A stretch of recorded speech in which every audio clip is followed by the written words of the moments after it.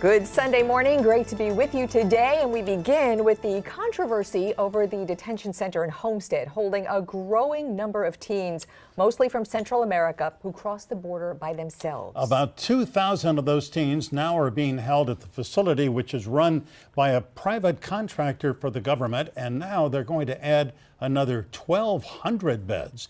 It looks like the kids are being held in a humane way. They're treated humanely, but essentially it's a jail, and a very expensive one.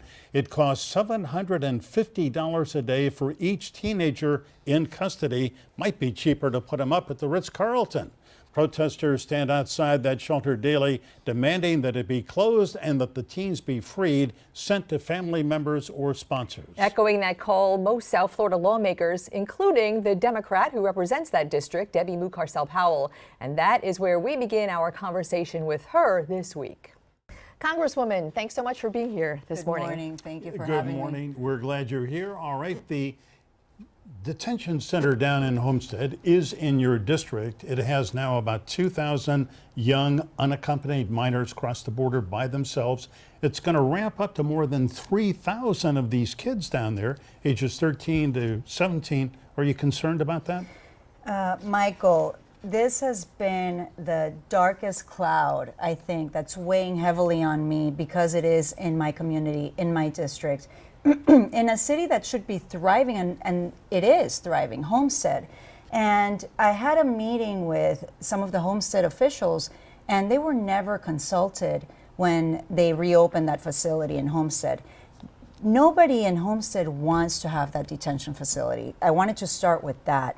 But as you know, and Glenna was there the day that I toured the Homestead facility detention center, there are over 1,600 kids that are being held. It feels like, for me, it felt like a prison.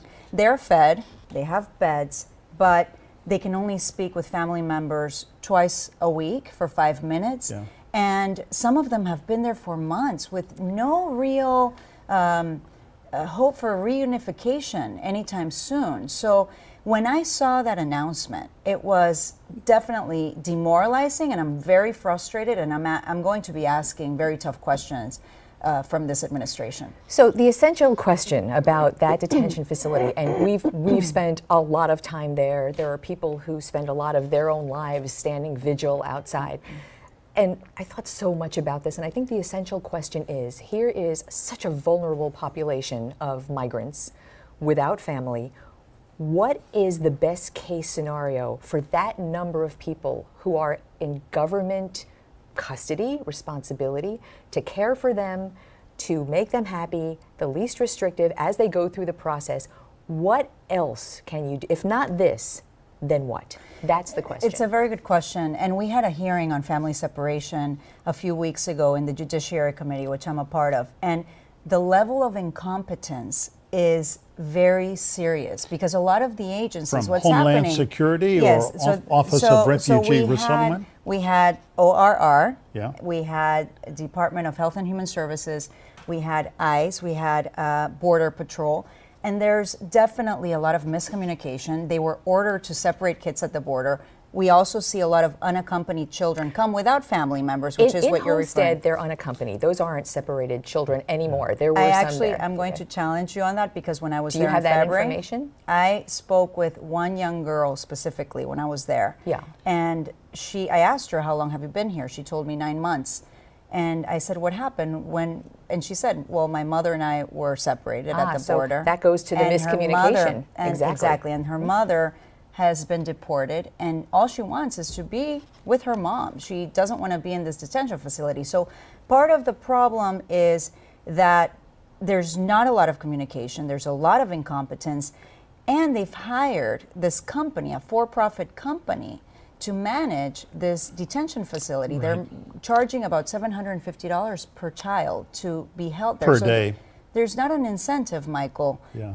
When I see the request for more beds, for 1,000 more beds, what message are we sending in this country? What are we doing? So again, they have a process that they're going through. There are, to your point, there are kids who I've been told have been there 100 days because this list of numbers and phone numbers and sponsors that they're coming to be with don't don't check out. There are people who leave in 2 days because they do. So this process of finding appropriate and safe sheltering for these children, which is really where they should go, how do we get there? Is it more immigration judges? Is it more caseworkers? What is the answer of getting them to the place in those kind of numbers where they can be safe and secure in this process? So it's all of that. But just to correct the record one more time, when I was there, I realized and I learned that case managers that are following the kids and the reunification process are not able to speak with the immigration attorneys that are representing the kids. So I would love for us to have a more, I know, I am not making this up. You should talk to immigration attorneys that are working in the center. And part of the problem is that there's no communication. We don't have enough immigration attorneys that are representing these kids. There are parts of the process that don't make sense to me. There's a young man, he must be 14, 15, that I spoke with, and then I later asked the immigration attorney. His father is living in California. He has been going through the process of reunification, and apparently his fingerprints expired, and so he was asked to start the process again. So whatever is going on, whether it's investing in more case managers, allowing them to work closely with immigration attorneys, investing in more resources for immigration judges, we need to do it. And are you, as a congresswoman, we talked before the show, you're in the thought process of what can we do in Congress? What can you do? There is this letter from DHS Secretary Kirstjen Nielsen. I'm not sure whether you saw that letter yet, but it was essentially putting up the red flags. We have a system-wide meltdown. The numbers are overwhelming. We need more congressional funding and resources. It sounds like she's speaking to the choir. Exactly. And I want to remind the Secretary that we actually appropriated over $200 million to go directly to Border Patrol after the shutdown. That was part of our appropriations process. We have asked for funding to support the shelters so that we don't just hold immigrants in shelters without any form of healthcare services or appropriate lodging, so that we actually provide them with humane care. So we have appropriated those funds. And instead of talking about, what was it? I'm forgetting the figure now, $5 billion for a wall. We need to appropriate funding. I support her request for Border Patrol agencies to be funded. We do support funding for these shelters to be able to take on the influx of immigrants. Immigration is a serious problem, but I have to tell you that the way that they're being processed is also a serious concern of mine. And we have to have the conversation of immigration reform. Yeah. Congresswoman, the letter that Glenna referred to that DHS Secretary Kirstjen Nielsen sent also talked about the possibility of deporting these unaccompanied minors who cannot prove that they have a legal right to stay in the U.S. Well, that's a high bar to reach, because they have very few rights to stay in the U.S. Part of the problem has been that we are not allowing the process of asylum and refugee requests. And that's where you see the backlog. That's where you see this critical number going up, every day, as we're seeing in the border. I have to tell you that one of the things that I wanted to understand is, where are we with the level of immigration coming to our southern border? Because I keep hearing from, the president, Secretary Nielsen, we have a crisis. We do have a problem of immigration. I will not deny that. But it's not a crisis. They have created this crisis by not processing the asylum requests. 100,000 people this month are going to try to cross into the United States. That's as high as it's been in a decade. That's a lot of people coming into the country. It is. And I have to also tell you that just this week we were talking with the ambassador from Mexico on how we can help Mexico alleviate this problem, how we can help the Southern Triangle alleviate the problem. It's not taking funding away from those countries. Yeah. These people are desperate. They're fleeing violence, poverty. I'm not saying we should, open our doors, welcome everyone. Obviously, that's not my position. Obviously, we have to have a secure border. But there are so many ways to deal with this issue.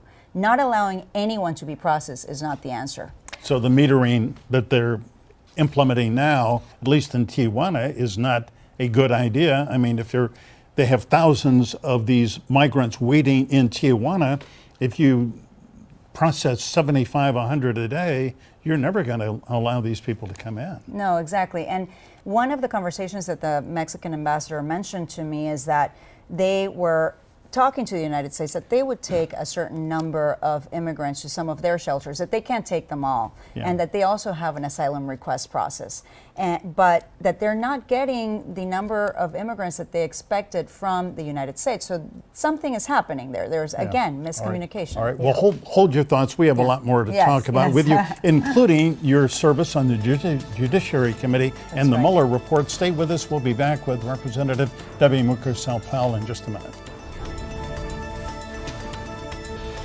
Welcome back this morning. We are speaking with Congresswoman Debbie Mucarsel Powell from the 26th Congressional District, South Miami-Dade, all the way down to Key West. Congresswoman, you serve on the House Judiciary Committee, chaired by Gerald Nadler of New York, kind of an experienced, tough guy, smart guy. And the committee, through Mr. Nadler now, is asking for the complete Mueller report. Have you issued subpoenas to get it? Will you? The first step that we took in the Judiciary Committee was just asking for the release of the full report directly to Attorney General Barr. When we got a 4-page letter, that wasn't really explaining to us what was in that report. We later realized that we have a report that includes 300 to 400 pages. So asking for it, not receiving it, what we did was hold a hearing this past week that allows the committee, allows the chairman to subpoena the report if we don't receive it. We are taking it one day at a time. I know that the chairman is giving the Attorney General the time frame and giving him the benefit of the doubt that he will give us that report without having to use the subpoena power. But if we don't receive it in a timely manner, we may need to do that. You know, that memo allowed the administration to really set the narrative of what the report shows. And in just the last couple of days, there have been reports that some of the staffers that worked on the report actually wrote public versions that we haven't seen. And that was kind of surprising, frankly, to me. What do you make of that? I don't understand what the fear is, Glenna. When I was in the hearing just trying to get subpoena power, we weren't saying that we were going to use the subpoena, just that the committee will have that power to use it if need be. You should have seen the reaction from my friends across the aisle. There's some sort of fear, hesitation. I don't understand what it is. But Attorney General Barr should be able to give us that report with those summaries that you just mentioned today if he decides to do so. Yeah. Let's talk a little bit about an issue dear to you and to the constituents whom you serve, which is health care, health insurance. In Florida, 1.7 million people are enrolled right now in Obamacare, the Affordable Care Act. The president last week said, we're going to be the party of health care. We're going to repeal Obamacare. Then apparently Senator Mitchell said, not so fast. We're not going to take it up until after the election. But what can you say to your constituents who are maybe very, very scared that they're going to lose the health coverage they have? Well, I understand their fear because all they hear from the administration and the Republicans is this attack on the Affordable Care Act. In my community, in my district, we have over 100,000 people that get their health care through the ACA, 300,000 living with pre-existing conditions. The ACA was created to ensure that we had protections for those people living with pre-existing conditions. And what they're doing is slowly stripping away at those protections. What I can tell you is that they have someone in Washington that's fighting for them. I want everyone to understand that when I go there, when I leave my kids here and I travel to Washington, D.C., my commitment is, why am I here? What am I doing? I'm working for the people that elected me. Healthcare is a top priority. And so we introduced the making healthcare affordable and protecting people with pre-existing conditions act, which makes sure that in this piece of legislation we reduce costs. We don't allow for the administration and the states to sell junk plans, which they're very tricky. They are right now being allowed to sell these plans that don't cover you if you have to be hospitalized, don't cover your prescription drug medicines. So we are making sure that we work on reducing premiums, number one. Everyone complains about premiums. I complain about premiums and reducing costs of prescription drugs, but also protecting those pre-existing conditions. So is this meant as a replacement? Should the Affordable Health Care Act be struck down as unconstitutional? I think that it has a lot of problems. It shouldn't be struck down. I don't think it should be struck down. Now that they've taken out the individual mandate, I'm trying to follow there are the court filings. Yes, and it's funny, Glenna, because I asked my staff member who's an attorney to tell me exactly what's going on because it's confusing. Complicated. There are a lot of lawsuits. A lot of the district courts are having, they're refusing to allow the repeal of the Affordable Care Act. There's another court that says that maybe it is unconstitutional. So at this moment, what we can do in Congress is protect that health care for pre-existing conditions. All right. Congresswoman, let me ask you kind of a strictly political question about former Vice President Joe Biden. He's having his Me Too moment, and you've seen the video in which he says, I get it, I've invaded people's personal space, women's personal space, and I'll stop it. Does this in any way, the 7 or so women who have come forward saying he made me uncomfortable, he said something, touched me in a way that I didn't like, does that disqualify him as a candidate? Very good question, and I have been thinking about this all week since I saw the first allegations. I can tell you that I've met the vice president a couple of times, and he seems to me like a man of integrity, someone that is warm. I've seen him give hugs to men and women, but it's also very important to allow women to come forward and say that they felt uncomfortable. It's very different to come and say, he touched me in a way that I didn't feel comfortable. It was in a public space. And we need to make sure that we don't draw the same conclusions from someone that has been sexually harassed, violated, assaulted. So I think it's important that the vice president is listening to the women, and I look forward to hearing him talk a little bit more if he decides to run for president. All right, back to policy. You are now vice chair of the, it's a really long name, Water and Environmental Resources of the Transportation and Infrastructure Committee. That's why there are acronyms in Washington. But in any case, it's all about the environment.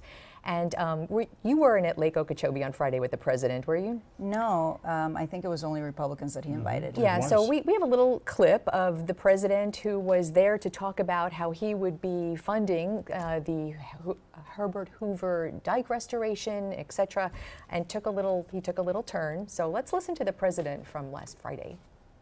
And I'll tell you something, Colombia, you have your new president of Colombia, really good guy. I've met him. We had him at the White House. He said how he's going to stop drugs. More drugs are coming out of Colombia right now than before he was president. So he has done nothing for us. So the president took a turn from the environment to immigration. And just to recap, in case, Congresswoman, you couldn't hear that, he talked about how Colombian President Ivan Duque just has dropped the ball on helping the U.S. in the drug interdiction and drug flow. You met with that president to do what afterwards? Diplomatic repair? We had a phone conversation that Saturday. I had met the president a month before that, I think, in Washington, D.C. He was visiting.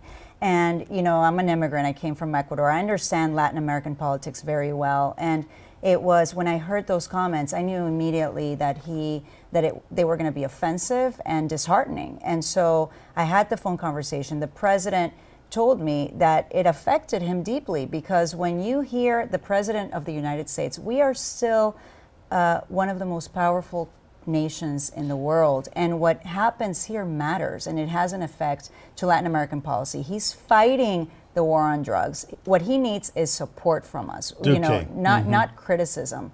And he's welcomed 1.5 million Venezuelan refugees. We need to learn from his policies, his humane policies, and help him. He's helping us by welcoming those Venezuelan refugees. So comments like that can further destabilize the region. We need to have friends. Like the Secretary General from NATO, who came to visit us last week in DC, said when he was addressing the joint members of Congress, he said, it is good to have friends, and I'm in agreement with that. We are glad you came in this morning. Thank you very much. We only have several pages more of questions, But you'll come back. I'll come back. on I'll come another back, yeah. occasion we'll get to him. Debbie so much. Mucarsel Thank you Powell, very much. Thank you very much. And when we come back, the Roundtable takes on the big news of the week. Stay tuned.